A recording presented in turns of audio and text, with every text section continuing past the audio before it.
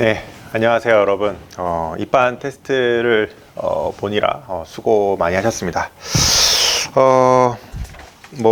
시험지가 여러분들한테 어떻게 느껴졌을지는 잘 모르겠어요. 그래서 나름대로는 이제 난이도를 높지 않게 한다고 해서 했는데, 아마 예비고1 학생들한테는 그래도 어렵지 않았을까 싶기는 하거든요. 아직 훈련이 많이 되어 있지 않을 거라고 생각이 들기도 하고, 그래서 어떤 시험을 잘 본다라는 거는 좀 많은 훈련이 일단 바탕이 되어야 되기 때문에, 그래서 많이 어렵고 힘들었을 학생이라면 우선은 아직 훈련이 좀 덜 되어 있는 거니까요. 훈련하다 보면 점수가 많이 오를 수 있습니다. 그래서 물론 그 훈련의 시간이 결코 짧게 해서 올라가는 건 아닐 거야. 꽤나 많은 시간이 필요할 수도 있거든요. 그래서 너무 급하지 않게 결국에는 해낼 수 있다라는 마인드로 열심히 하는 게 제일 중요하지 않을까 싶어요. 그렇죠? 그래서 일단 한번 리뷰를 해볼 건데, 여러분들이 조금 어려워했던 문항, 조금 좀 시간이 많이 걸린 것 같은 문항들 위주로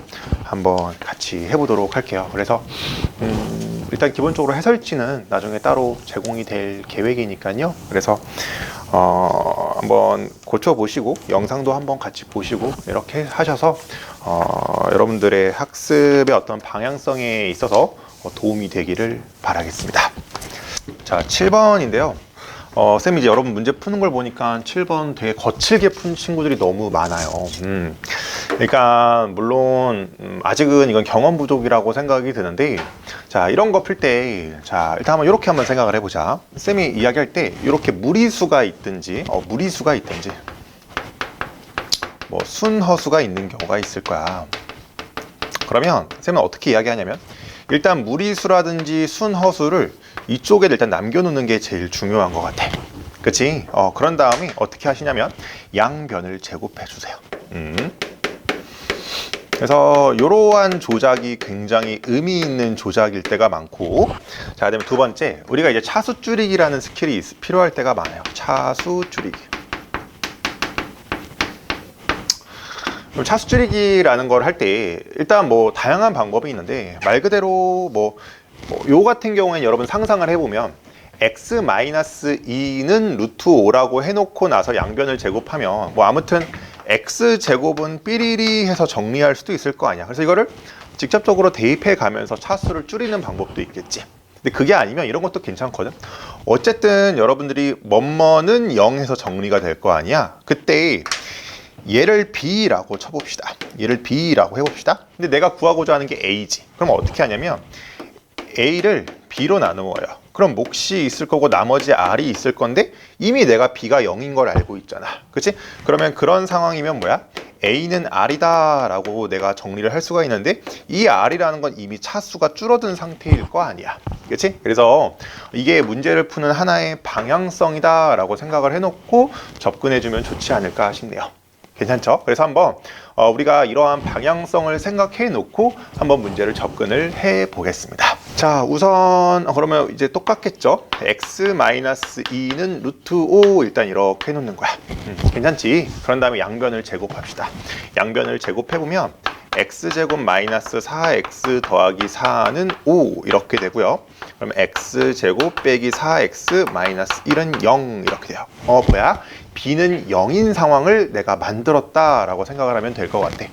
그러면 이제 나누어 주면 되겠지. 나누어 줘 볼 건데 1 마이너스 4 3차가 없으니까 0이고 마이너스 7 11 1 이렇게 되겠다. 나누어 줍시다. 그래서 1 마이너스 4 마이너스 1 해서 해주면 되겠죠.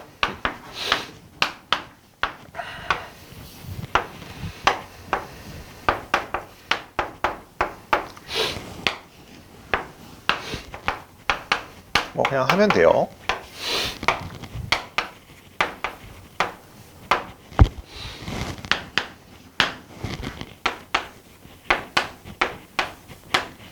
이렇게 되겠네. 괜찮을까요?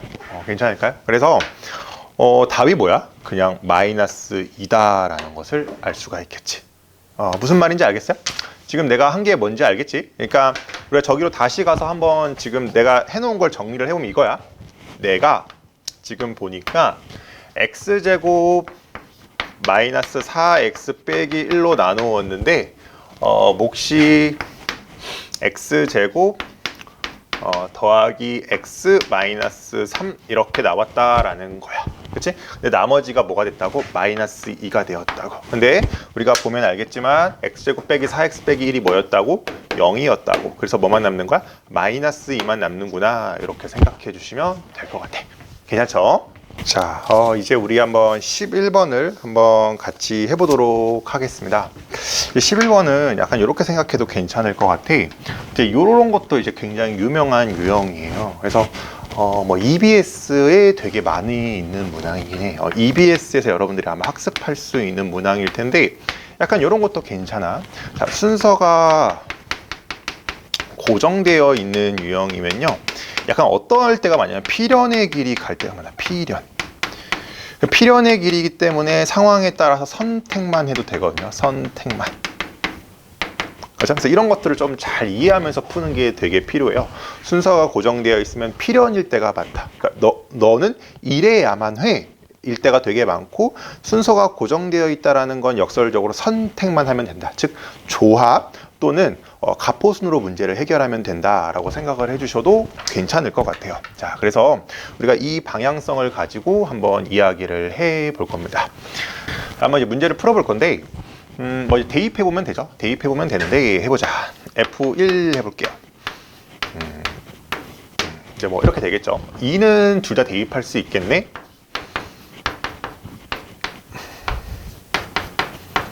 자, 3도 둘 다 대입할 수 있어요. F5 4도 대입할 수 있는데 괜히 헷갈릴 수 있으니까 얘 아래다 이렇게 내려줄게요. 그러면 4 대입해서 해보면 이렇게 되네. F7, F8. 자, 얘랑은 지금 다른 그룹이야. 그렇지? 서로가 서로한테 영향을 끼치진 않아. 뭐 엄밀히 말하면 끼치기는 하는데. 자, 그러면 일단 보면 자, 필연의 길을 보자. 봐봐. 누가 봐도 이 중에서 가장 큰 건 F1, 그 다음으로 큰 건 F2다라는 여러분들이 필연을 알게 될 것 같아. 그치? 그러면 이제 우리가 뭐 문제를 한번 읽어보면 x에서 x로의 1대1 함수다라고 되어 있는데 이게 지금 정의역과 공역의 개수가 같아서 1대1 대응이 될 수밖에 없거든. 근데 지금 보면 아시겠지만 F1이랑 F2가 이렇게 순서로 결정되어 있는데 이게 일종의 필연의 길이거든요. F1이라는 게 가장 크고 F2가 그 다음으로 클 수밖에 없을 것 같아. 그치? 그럼 우리가 어떻게 생각하면 되냐면 F1은 8일 수밖에 없고요. F2는 뭐일 수밖에 없어요? 7일 수밖에 없어요. 근데 그리고 나서 생각을 해보면 여기에 들어갈 수 있는 거, 여기에 들어갈 수 있는 거 세 개로서 뭐 같긴 한데 지금 어쨌든 내가 선택하는 게 F3, F5, F6, F4, F7, F8이니까 나름 조가 이름이 지금 구별된다라고 생각을 하는 게 맞겠지. 그렇구나. 그러면 내가 남은 6개 중에서 여기 들어갈 거 뭐 몇 개? 3개를 선택하겠다라는 거야. 그러면 6개 중에 3개 선택했으면 나머지 3개는 저절로 여기가 선택되는 거겠지. 괜찮지? 그럼 봐봐. 자, 잘 생각해봐. 또 필연의 길이야. 내가 6개 중에 3개를 선택했는데 자, 예를 들어서 내가 우연히 여기서 2, 5, 6이 여기에 들어간다 생각을 해봐봐. 그러면 필연의 길이거든. 뭔 소리냐면 F3이라는 게 이 3개 중에서 가장 큰 거기 때문에 6이 뭐야? F3이 될 수밖에 없어요. 알겠죠? 근데 F5, F6은 결정된 게 아니거든. 그러니까 뭐야? 내가 2팩토리얼 해주면 된다라는 거야. 아래 것도 비슷하게 생각해 주시면 되겠지. 그러니까 뭐야? 내가 2팩토리얼만 해주면 되겠구나 라고 생각을 해주시면 괜찮을 것 같아. 답은 80이 되겠죠. 괜찮죠? 자, 14번입니다. 14번은 참고로 홍천고등학교 기출문항인데 그러니까 이게 여러분들 문제 풀 때 일단 처음에 쫄지 않는 게 중요했거든요. 그러니까 PX를 딱 보고 2를 넣으면 인수분해가 그러니까 2를 넣어서 딱 0 되는 거 보여요? P2는 0이 되거든요. 2에 대해서 X-2를 인수로 갖고 있기 때문에 조리제법을 하시면 간단하게 나옵니다. 그다음에 QX도 뭐 여기다 1 넣어 보시면 그렇죠? 0이 되거든요. 그렇죠? 그래서 X-1로 나누어 떨어집니다. 그래서 조리제법 해보시면 다 인수분해가 되거든요. 그래서 내가 이제 여러분들이 그 정도는 할 수 있을 거라고 믿고 한번 이제 뭐 인수분해 되는 과정은 생략하고 그냥 한번 바로 써볼게. 그럼 해보면 X-2 별거 아닌 것 같지만 사실 문제를 풀 때 이런 태도가 되게 중요하거든. 이거 조리제법 될 거야. 그렇지?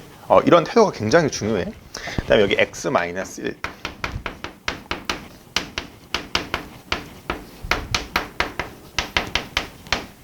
아무튼 이게 이렇게 되겠습니다. 괜찮죠?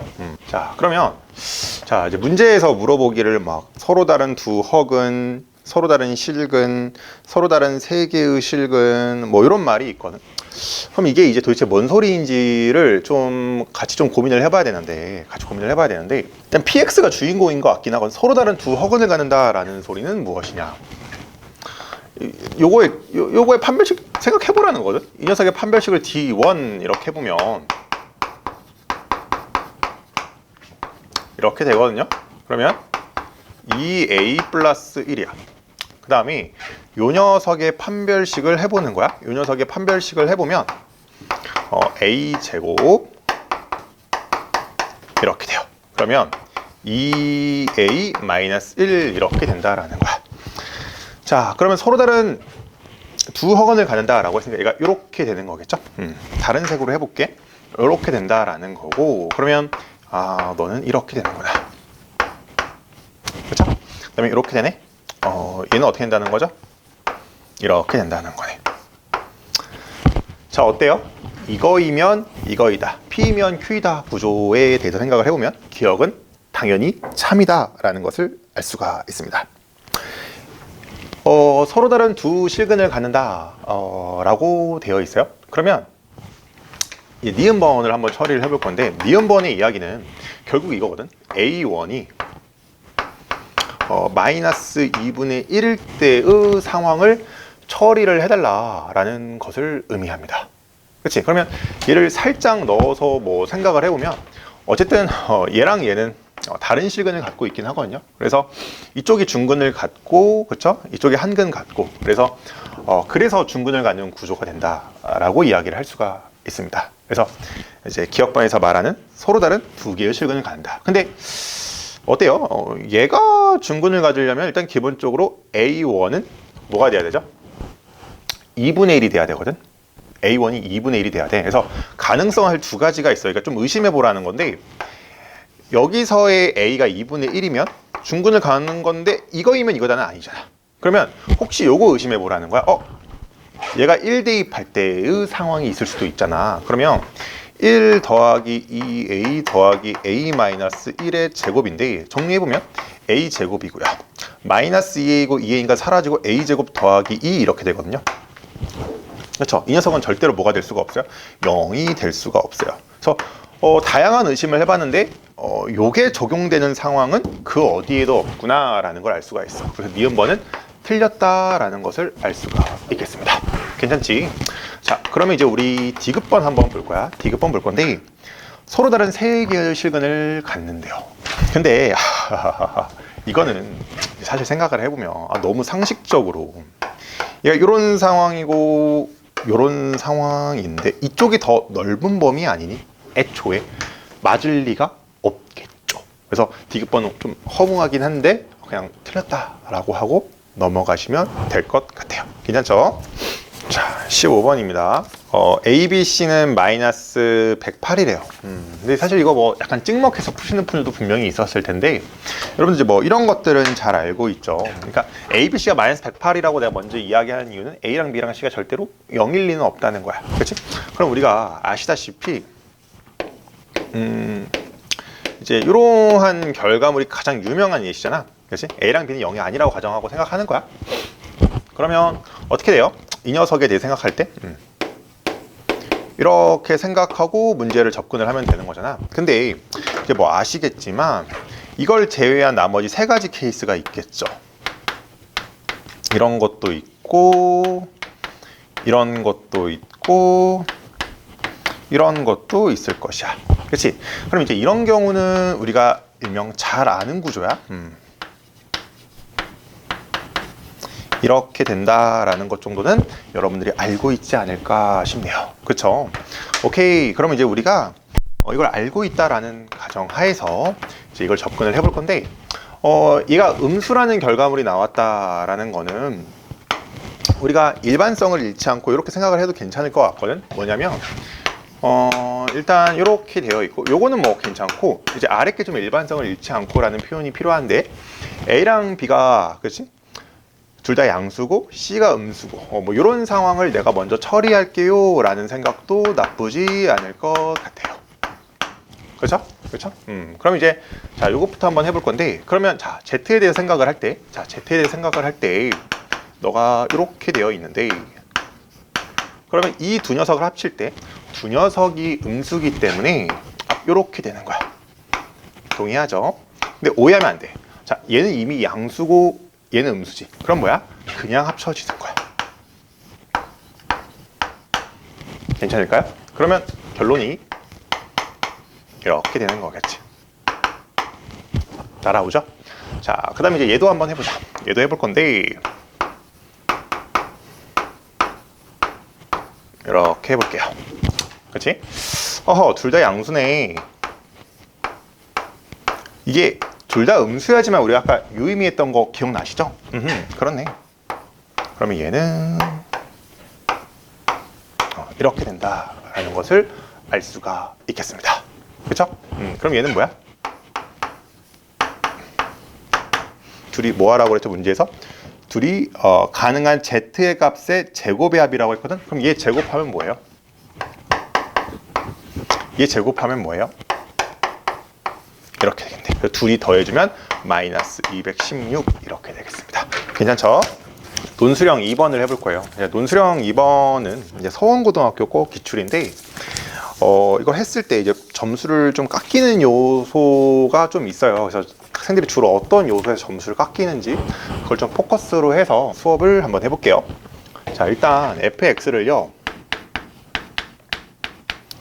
3x6으로 나누었을 때 몫이 qx고 나머지가 r이다 라고 되어 있습니다.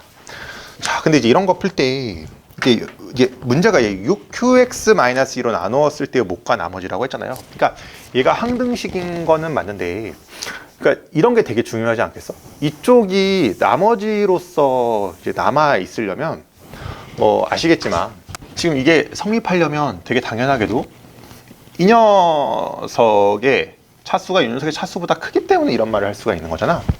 그러니까 6qx-2라고 했으니까 뭐 꼴 자체를 이렇게 해주는 거는 오케이, 그렇지? 뭐 이렇게 이제 끌고 가셨겠죠? 그럼 더하기 2니까 x-2 플러스 r 뭐 이렇게 놓고 이제 접근을 했을 것 같아. 근데 이제 중요한 게 잘 생각해야 돼요. 문제에서 원하는 건 이거거든요. 자, 그냥 일부러 한번 써줄게. 6x-2로 나누었을 때 이게 몫이고 이게 나머지다 라는 말을 하고 싶으면 반드시 이걸 써줬어야 돼. 6qx-2는 얘는 몇 차다? 2차 다항식이다. 그래서 이 녀석의 나머지가 이러하다라는 걸 꼭 언급해줘야 돼. 핵심은 이거야. 너가 2차 다항식이야. 알겠습니까? 요거를 언급을 해 주었느냐가 이 문제의 핵심이다. 이렇게 생각을 해주시면 될 것 같아요. 그러면 이제 간단해지죠. 어쨌든 간에 이 녀석의 몫과 나머지의 합을 gx라고 했는데 얘가 몫이고 얘가 나머지니까 둘이 더해줍시다. 그럼 어떻게 돼요? 2분의 3x-3 더하기 r인데 얘를 이제 gx라고 했는데 gx 빼기 r이라고 했거든. 그럼 이거지. 이 녀석을 x-4로 나눴을 때 여기다 4 대입해 주시면 되겠지. 그러니까 뭐야? 나머지가 3이 되겠죠. 자, 서술형 3번인데 이런 게 이제 첫 딱 그 발상을 잘 하는 게 되게 중요한 문제인데 그러니까 여러분들 한번 이런 생각 해본 적 있어요? 왜 2차 방정식과 2차 부등식도 배우죠, 우리가. 그 다음에 잘 생각해야 되는 게 이게 우리가 2차 함수라는 것도 배우거든요. 이걸 왜 같이 배울까라고 생각하면 이거야. 그러니까 이거야. 문제가 어려우면 어려울수록 이런 시도를 해보라고 쌤은 이야기를 하거든요. 뭔 소리냐면 2차 방정식과 부등식이 있으면 얘를 2차 함수로 보려고 노력할 줄 아셔야 되고요. 2차 함수면 이쪽으로 스토리를 펼칠 줄 알아야 되고요. 그러니까 제일 대표적인 이거잖아. 2차 함수가 x축과 교점을 갖는다. 그러면 2차 방정식으로 말하면 실근을 갖는다 라는 거잖아요. 그렇지? 그러니까 서로 왔다 갔다 하는 개념이거든. 그러니까 내가 이걸 이제 그렇게 해석을 할 때 이 녀석이 유의미할 수 있는가를 좀 고민을 해야 돼. 한번 봐봐. 문제를 읽어보면 A, B가 각각 하나씩만 존재한다. 이게 성립하게 하는 A, B가 각각 하나씩만 성립한다 라고 되어 있거든요. 우리가 나중에도 또 이야기를 해주겠지만 항상 어떤 직선만 놔두고 관찰하는 거 굉장히 유의미해요. 직선 또는 상수함수라고 이야기하거든요. 걔네만 놔두고 관찰하는 건 굉장히 유의미할 때가 많아. 그럼 얘를 어떻게 놓고 한번 바라보시냐면 이렇게 봐봐.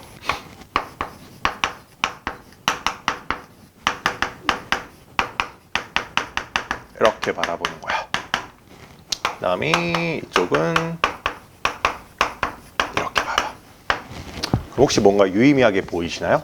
얘를 이렇게 바라볼 수 있게 되거든.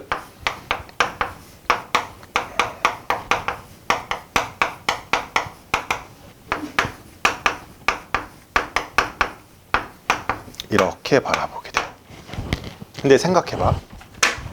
그러니까 우리가 이렇게 여기가 A 구조고 여기가 B면 항상 이 A와 B의 특수 상황을 생각해 보라고요. 그 특수 상태가 아니라고 하면 요 녀석과 요 녀석에 대해서 이야기할 때 A랑 B는 주로 자연수라고 세팅이 되어 있을 가능성이 높아요. 이거 조금 너무 디테일한 이야기이긴 한데 A랑 B가 자연수라고 하면 그러면 부등식으로서만 결론이 내려도 잘 대입하면서 문제를 해결할 수가 있거든. 근데 이와 같이 A하고 B가 좀 이런 거 되게 예민하게 반응해야 되거든. A, B가 실수라고 되어 있죠. 그럼 A, B가 실수인데 답으로 딱 나온다라는 거는 이 녀석과 이 녀석 상태가 특수할 수 있다는 거야. 다시 A랑 B가 자연수라고 하면 얘랑 얘가 특수하지 않을 가능성도 있기는 해요. 알겠지? 그래서 이런 것들 좀 디테일하게 바라볼 줄 알아야 되는데 아 그렇구나. 그러면 이 A랑 B가 굉장히 특수 상태다 라고 생각을 해주시면 되거든. 그러면 여러분 봐보세요. 내가 B에서 A 뭐 이걸 빼볼 필요도 없어. 그냥 어떤 생각을 해보시냐면 한번 좀 상상을 해봐봐. 내가 X제곱이 이렇게 되어 있고 얘가 이런 상태라고 해봐봐. 그럼 A-2X 더하기 B가 이 상황을 만족하는 거는 이렇게 하면서 얘가 왔다 갔다 하면서 여러 개일 수 있겠지. 되게 다양하잖아. 근데 A랑 B가 오직 하나인 상황은 어떤 상황일까를 한번 생각을 해봐야 돼. 그러니까 어떤 상황일까요? 얘랑 얘가 공통 접점을 갖고 있을 때밖에 없어. 그러니까 어떤 거냐면 X제곱이 이렇게 되어 있고요. 그죠? 그 다음에 얘가 이런 상태인 거지. 알겠어요? 얘가 A이고요. 상황 자체가 얘가 A이고 얘가 B여서 좀 특수한 상황일 때가 답일 수밖에 없다라는 거야. 아 그렇구나. 그러면 여기 공통 접점이 있고 너가 이렇게 지나가면 괜찮은 거 맞죠? 동의하죠? 그렇죠? 아하, 그러면 우리가 확신을 갖고 하면 돼. 그러면 이제 우리가 B-A로 일단 써놓고 관찰을 하면 되는데 2x제곱 마이너스 kx 마이너스 k 이렇게 될 거야. 그러면 이제 판별식을 써보면 k제곱 더하기 8k 이렇게 될 것 같거든. 근데 k가 0이 아니라고 했어요. 그럼 k는 뭐라는 거야? 마이너스 8이라는 거야. 괜찮지? 그러면 이제 정리해보면 2로 묶어서 생각을 해보면 이렇게 되고요. 그럼 뭐야? 아, 마이너스 2일 때 접하는구나 라고 생각하면 돼요. 그럼 여기는 마이너스 2,4 이렇게 된다라는 것을 알 수가 있을 것이야. 괜찮죠? 괜찮죠? 그러면 이제 생각을 해봐봐. 생각보다 굉장히 간단한 이야기거든. 그럼 마이너스 2,4라는 거는 이거야. 내가 이렇게 정리했을 때, 즉 요 두 녀석을 했을 때 이쪽으로 넘겼을 때 그때 얘도 뭐 해야 돼? x는 마이너스 2라는 걸 뭘 가져야 되죠? 중근인 실근으로 가져야 되거든. 그렇지? 그러니까 뭐야 얘도? 이러한 구조일 수밖에 없다라는 것을 의미하지. 그러면 x제곱 더하기 4x 플러스 4 이렇게 될 수밖에 없다라는 걸 의미하고요. 그러면 a는 마이너스 2고 b는 마이너스 4겠구나. 이렇게 해서 처리해주면 된다라는 거겠습니다. 괜찮죠? 자, 논술형 4번입니다. 논술형 4번도 이제 서원고등학교 기출인데요. 사실은 이제 논술형 4번이 과거에는 되게 어려운 문항이었어요. 과거에는 되게 어려운 문항이었는데 지금은 어려운 문항은 아닙니다. 지금은 좀 최상위권 학생들이라고 하면 어렵지 않게 푸는 문제로 바뀌었거든요. 그래서 수업 시간에도 이야기를 하겠지만 이 녀석을 코사인과 사인으로 해석하는 방법이 있어요. 그래서 그거에 내가 이제 집착은 하지 말라고 그래요. 집착은 하지 말고 그냥 얘가 이런 식으로 적용될 수 있다는 어떤 관점만 가지고 가면 좋지 않을까? 뭐 이런 식의 이야기를 해드리는데 이게 조금 이제 뭐 학습이 좀 되어 있는 친구들은 아시겠지만 이 알파와 베타의 관계가 좀 바로 보이면 좀 좋거든요. 그러니까 지금 보면 알파 제곱은 지금 베타인 상황이에요. 참고로. 그쵸? 그래서 조금 많이 공부해 보신 분들은 알 거라 믿는데 얘가 주기가 참고로 몇일까요? 조금 더 그래 좀 디테일하게 해주면 얘는 이렇게 되죠. 양변에 베타 플러스 1을 곱해주면 베타 3승은 마이너스 1 이런 결론에 도달하잖아. 그치? 그래서 베타 6승은 1이죠. 뭐 이제 뭐 이런 식으로 이해는 가능하거든. 알파 12승은 1이구나. 그치? 그 다음에 요렇게 해보면 알파 6승은 마이너스 1이구나. 뭐 요런 식의 해석도 가능해요. 그치? 그리고 뭐 요거랑 해보면서 뭐라고 해야 될까요? 어떤 상황에 대한 이해라고 해야 될까요? 이런 것들이 이루어져 보면 결국 뭐죠? 알파 3승이 뭐인 것도 알아요? i인 것도 우리가 알 수가 있습니다. 사실은 이건 하나의 어떠한 배경 지식 같은 거야. 요즘은 배경 지식 같은 건데 지금 문제에서 구해달라는 게 이거잖아. 이건데 얘를 사실은 전부 다 알파에 대해서 바꿔서 풀 수가 있거든.